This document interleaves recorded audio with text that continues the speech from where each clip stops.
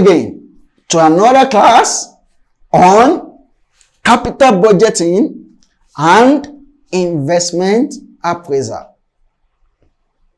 So, as from previous lectures, we have been able to successfully look at what is the concept, what is the rationale that guides capital budgeting and investment appraisal. Also, we've been able to look at the different methods, classification of subcategories of investment appraisal, which involves the DCF method and the non-DCF method. So, today, we will be looking at another method under the non-DCF method. In our previous lecture, we looked at the accounting rate of return, ARR. But today, we'll be looking at another method under this non-DCF investment appraisal techniques, which we call the payback period. So, as the name implies, the payback period, something that is literal, that is logical. I actually gave something out, peradventure by lending or borrowing. I expect that after a timeline, after a period of time, after a lapse of a time period, to receive back whatever I lent, to be paid back whatever I give out. This is the rationale behind payback period, PBP. So, I know you all know the definition, you all know the meaning, because the word is literal enough, even for a layman that is not even a financial, that is not even in financial to understand. Payback period. You know, we could actually break this grammatically by saying the period it pays an investment, or the period it takes a project to pay back whatever we incurred. Before moving forward in this class and lecture series, I'd like to actually open and enlighten us to some specific terminologies as far as investment or project appraisal is involved. And this is what we refer to as inflow and outflow. An outflow is like a cost that is incurred. Whatever we incurred in the course of a project is what we refer to as an outflow. While an inflow is whatever we are able to recoup, is whatever we are able to recover, is whatever we are able to gain, is whatever we are able to derive from the project or the investment. Inflow, outflow. So, let's go back in today's class to the definition of payback period. Payback period is the length of time it will take before the cash invested in a project will be recovered. Are you getting it? Will be paid back from the net cash returns from the project. So, I need to note some strategic things. Now, please note, anytime an examiner tests you on some things in the financials, there are some basic terminology or jargons that the examiners is trying to look out for in your answer. Note some technical words in this definition. Number one, length of time. Number two, recovered or paid back. Number three, net cash return. Listen, is not cash return, but the net cash return. That is after, because there are times in which even though there's going to be an inflow, there's going to be a cash return from a project. There are, apart from the initial investment made, there are some petty how could I put it? There are some petty incurement or expenses that must be incurred or that must be made before being able to get those cash return. We refer to that as working capital actually. That is, these are things that are daily.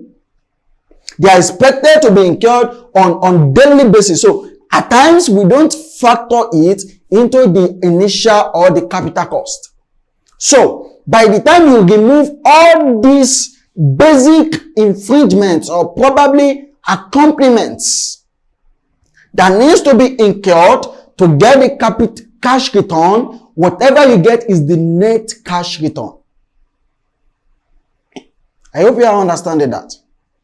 For example, in year one of the investment is expected to produce 100,000 naira, whereby the machinery on which we actually incur the project that is expected to produce that 100,000 naira, in that same year one, we need to incur some expenses on repairs and maintenance to the tune of 10,000 naira. Then the net cash return is not the 100,000 naira, but the 100,000 minus the 10,000 naira, which is 90,000 naira.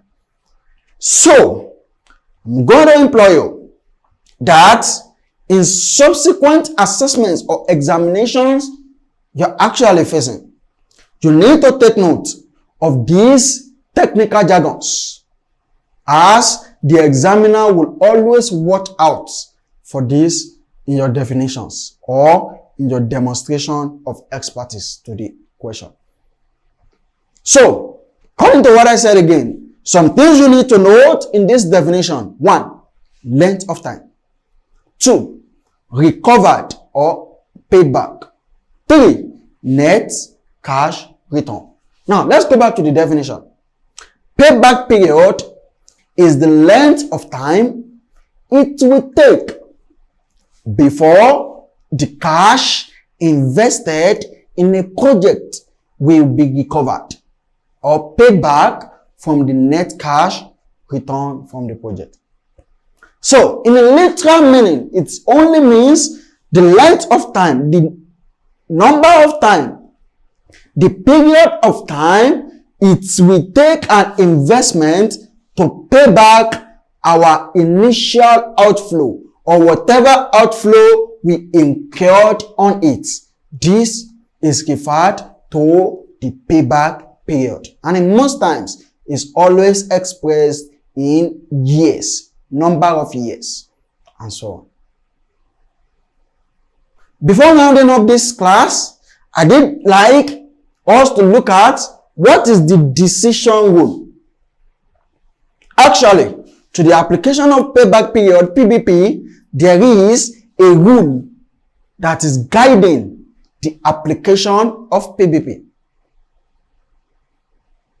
Either an investment is acceptable or unacceptable sequel to the implementation or the application of PBP, we must actually follow a specified rule. And what does the rule say? Let's say the rule says, number 1 rule, decision rule number 1. The rule says, if the expected payback period is within the maximum acceptable time limit, if the expected payback period is within the maximum acceptable time limit, then the project is acceptable. What does this mean? Very simple. Now, in every standardized organization or firm, don't forget that investment center is a department on its own. Actually, in cost accounting, we say there are different centers in a firm or a standard organization. We have the revenue center where income or revenue or turnover is actually made. Everything, all decisions that have to do with revenue is made there.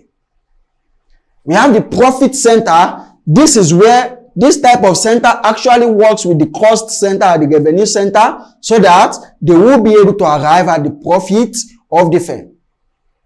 We have the cost center. This department in the organization works with and captures what are the costs that are incurred. Is it differential cost? Is it fixed cost? Is it variable cost? Is it incremental cost? Is it committed cost? The cost center is known to be responsible for that. But in every standard organization, there's a center we refer to as the investment center. So, every firm has a set or a standard number of years that they expect that a project must have recouped its outflow or its capital. This standard period of time is what we refer to as the maximum acceptable time limit in the decision rule. Peradventure in our subsequent classes, so I want to say it's inevitable for you, endeavor to always follow up subsequent classes. By then, we'll be looking at under NPV, net present value. There are times, and when we're looking at IRR, internal rate of return, all firms have their internal or their expected rate of return. So, anything we get under IRR, that's when we are looking at DCF method, it must be within that range for the project to be acceptable. Same thing also is applicable to PBP. The firm has a specified, a standard, a predetermined number of years that the project is actually expected to recoup back whatever capital or investment made. For example, XYZ Nigeria Limited sets its payback period to be 10 years, but it intends to embark on investing on a machine called Machine Z. Now, after the investment appraisal or evaluation carried out by the financial manager, if the PBP tends to be 12 years, that is, it will take 12 years for Machine Z to be able to pay back the investment that have been incurred on it, then we say according to the decision rule that the project is not acceptable. But if it falls within the maximum acceptable time, presumably let's assume that after computing the PBP falls to be 7 years. And the standard number of years for recouping cost by the company is 10 years. Then we could say that the project is worthwhile. Because at the end of 7 years, we are expecting to have recouped our cost. Whereby this is lower compared to the set target of 10 years of the firm. So, Rule 1 says, if the expected payback period is within the maximum acceptable time limit, then the project is acceptable. Rule 2. Rule number 2, decision rule number 2 of the application of PBP says, if the expected payback period does not happen until the maximum acceptable time limit, or if the expected payback period is longer than the maximum acceptable time limit, then the project is unacceptable. Don't forget the initial illustration I gave that let's assume Project Z will actually recoup back its cost after 12 years, which is against the predetermined, the standardized, the set 10 years that the firm is working with on all their investment or projects. On this basis, we say that the project is unacceptable. Thank you. We've come to the end of this class, to the conclusion of the class.